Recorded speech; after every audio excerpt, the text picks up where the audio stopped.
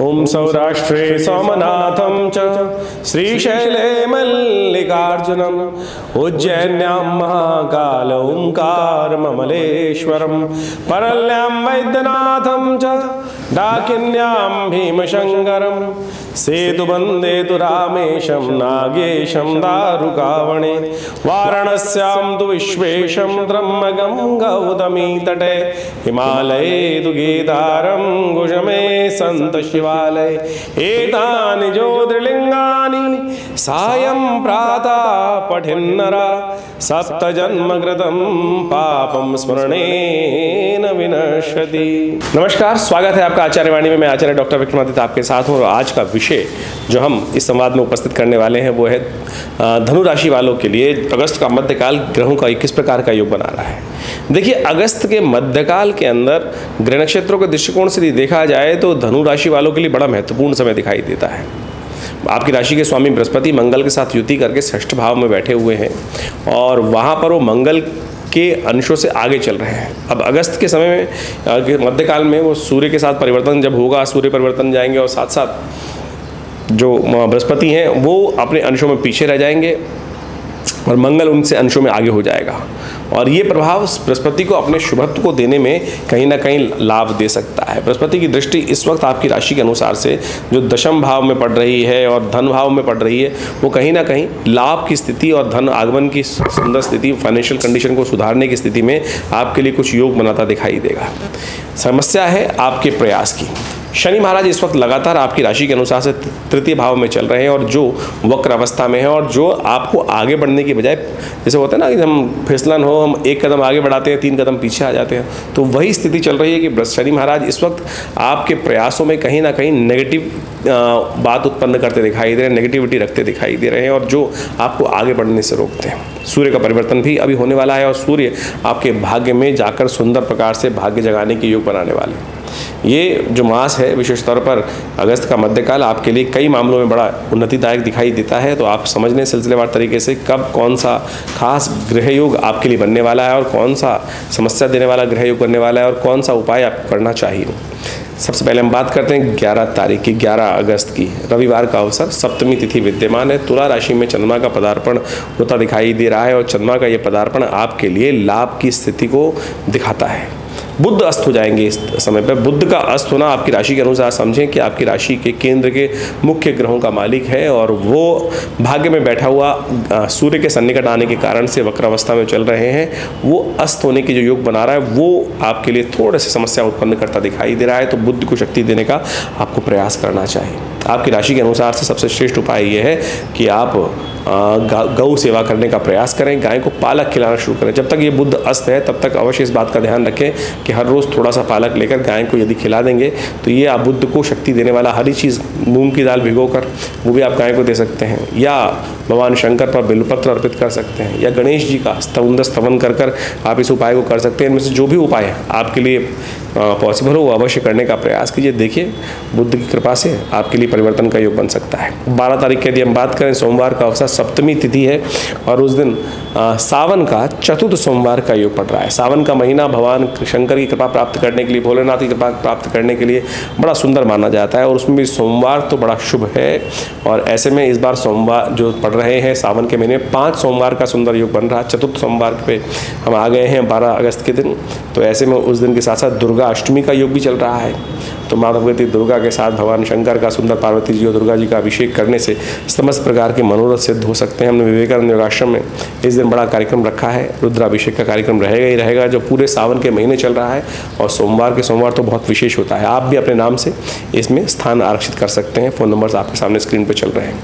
13 तारीख का अवसर मंगलवार है और अष्टमी तिथि है और उस दिन परिवर्तन बुध जो चंद्रमा है वो परिवर्तन करने का योग बना रहे हैं। सुबह 6:10 पर चंद्रमा परिवर्तित होकर आपके बृहस्पति के सम्मुख आ जाएंगे और ये कहीं ना कहीं आपके लिए कई मामलों में कुछ लाभ की स्थिति को उत्पन्न करते दिखाई दे रहे हैं। लेकिन चंद्रमा शीर्ण है, ऐसे में थोड़ी शक्ति को जगाने का प्रयास करना पड़ेगा क्योंकि शनि भी इन दिनों वक्री चल रहे हैं। तो पुरुषार्थ को यदि आप करना से भागेंगे तो नहीं लाभ पाएगा। पुरुषार्थ पूरी तरह से करने की ज़रूरत है, पुरुषार्थ से भागिए मत।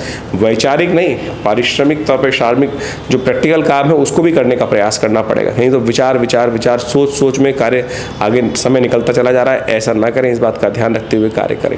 हनुमान जी का स्तवन करें, ये आपके लिए अच्छा रहेगा। रवि योग विद्यमान है जो करीब करीब 11:15 बजे से आरंभ होगा। उसके बाद नया कार्य आरंभ करने के लिए शुभ मुहूर्त रहेगा।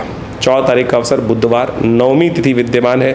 सर्वार्थ सिद्ध योग भी है जो करीब करीब 12:15 बजे तक रहेगा। उसके बाद जो वो है राहु काल शुरू हो जाएगा, तो 12:15 से पहले कोई नया मुहूर्त करने के लिए ग्रह अच्छे दिखाई देते हैं। बृहस्पति और चंद्रमा का संबंध आपकी राशि के अनुसार से बड़ा सुंदर तरह से बना हुआ है, लेकिन बुध चल रहे हैं अस्त।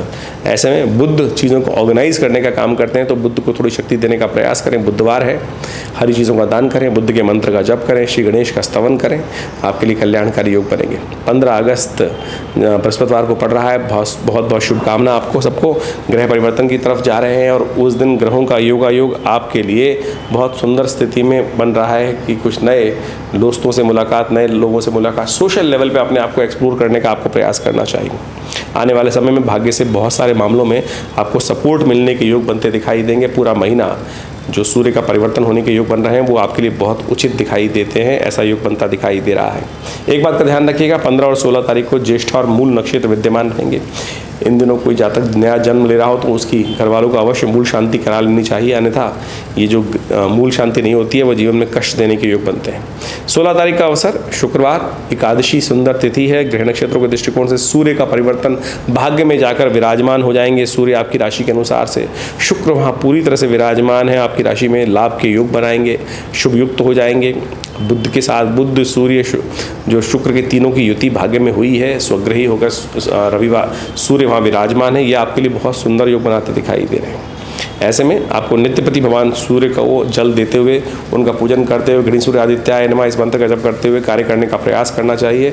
इस महीने में कई आप रुके हुए कार्यों को पूरा करने के योग बना सकते हैं, क्योंकि जब भाग्य साथ हो जाए, आपकी राशि के अनुसार समझें कि भाग्य के स्वामी भाग्य में आके विराजित हो गए हैं और ये आपके लिए कहीं ना कहीं लाभ के योग बना रहे हैं। बस समस्या एक ही है, शनि महाराज जो वक्री हैं वो आपको सही दिशा में काम नहीं करने देंगे, आपकी हिम्मत को तोड़ते दिखाई देंगे। तो हिम्मत को जगाइए साहब, बिल्कुल सही पॉजिटिव सोच के साथ काम करेंगे तो सफलता की स्थिति बनती दिखाई दे रही। सफलता में कोई अंकुश नहीं लगता दिखाई दे रहा। नहीं तो अगर सोच सही नहीं होगी और कार्य करने से भागेंगे तो स्थितियों को आप अपने अनुकूल नहीं कर पाएंगे। इस बात का ध्यान रखते हुए कार्य करने की ज़रूरत है। 17 तारीख की बात कर लेते हैं। 17 अगस्त शनिवार का अवसर है और ये बहुत विशेष दिन है, क्योंकि प्रदोष का योग है। इस दिन द्वादशी उदया तिथि और त्रयोदशी उसके बाद आगमन करते हैं, लेकिन अगले सूर्योदय से पहले पहले, रविवार के सूर्योदय से पहले पहले जो ये जो तिथि है ये क्षय हो जाएगी, समाप्त हो जाएगी, अगले सूर्योदय तक नहीं पहुंच पाएगी, इसलिए त्रयोदशी क्षय हो गई है। लेकिन शनि प्रदोष का योग बन गया है। अभी हम बात कर रहे थे शनि के मामले में, शनि महाराज वक्री चल रहे हैं और आपकी राशि के अनुसार से तृतीय पराक्रम वाले भाव में बैठे हैं।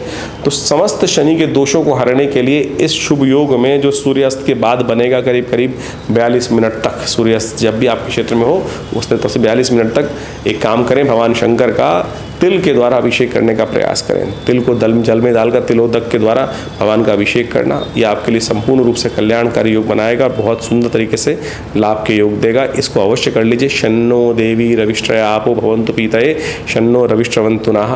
यदि ऐसे करें, ओम नमः शिवाय से करें, जिस भी मंत्र से, रुद्र सूक्त से करें, रुद्री के अष्टाध्यायी का पाठ करते हुए करें। हमने विवेकानंद योगाश्रम में पूरे सावन के महीने में सुंदर कार्यक्रम रखा हुआ है जो नित्यपति रुद्राभिषेक भगवान शंकर का सामूहिक तौर पर किया जाता है। आप भी उसमें सम्मिलित हो सकते हैं, अपने नाम से करा सकते हैं। फ़ोन नंबर नाम में स्क्रीन पे चल रहे हैं। 18 तारीख शनिवार का, रविवार का अवसर 19 जो चतुर्दशी तिथि है, ग्रह नक्षत्रों के दृष्टिकोण से परिवर्तन कर ग्रहों का योग आपके लिए कहीं ना कहीं लाभ की स्थिति बनाता दिखाई दे रहा है। माता पिता बड़े बुजुर्गों का आशीर्वाद लेकर जो भी कार्य करोगे उसमें सफलता प्राप्त कर सकते हो, ऐसा योग बन रहा है।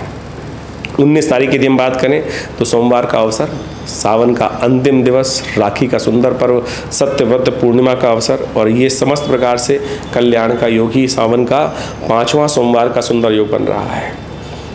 राखी के संबंध में एक भ्रांति चल रही है पूरे सब जगह, क्योंकि इस दिन भद्रा है जो करीब करीब 1:29 तक दोपहर तक रहेगी।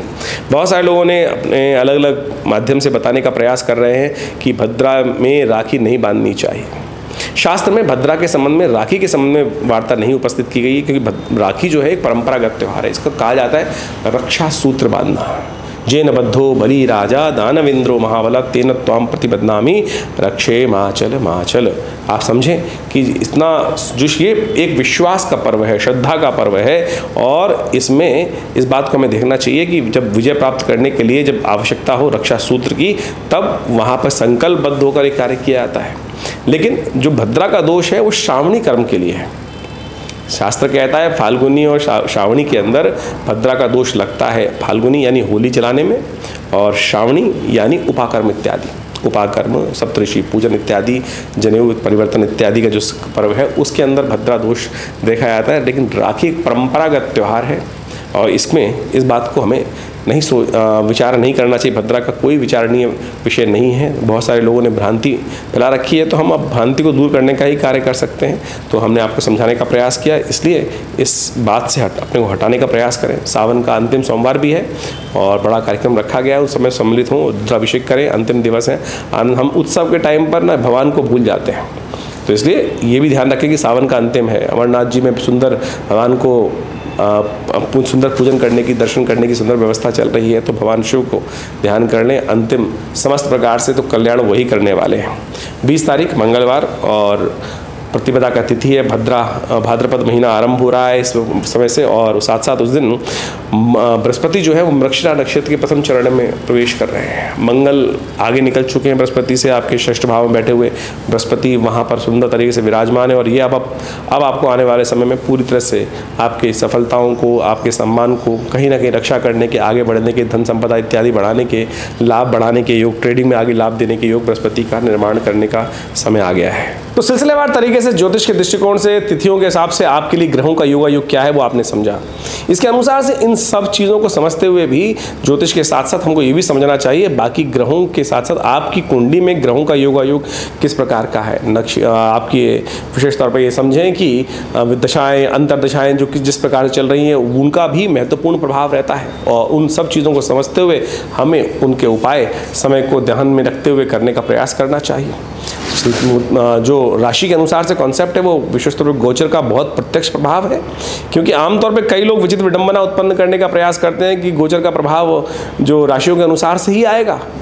कई लोग इस बात को अपने आप को प्रेजेंट करने के लिए कि नहीं राशि का प्रभाव कुछ नहीं होता, राशि का प्रभाव ही है सब कुछ। गोचर का दृष्टिकोण देखेंगे किससे? गोचर का प्रभाव राशि के दृष्टिकोण से ही देखने को मिलेगा, लेकिन अब उसमें यह देखने की आवश्यकता होती है कि आपकी राशि या लग्न या कौन सी कुंडली का कौन सा ग्रह किस प्रकार से प्रभाव उत्पन्न करने का प्रयास कर रहा है और कहाँ से उन सब चीज़ों को कैलकुलेट करने की ज़रूरत है। तो उसके लिए ज्योतिष को बहुत अच्छे से देखने, कुंडली को बहुत अच्छे से देखने की आवश्यकता है।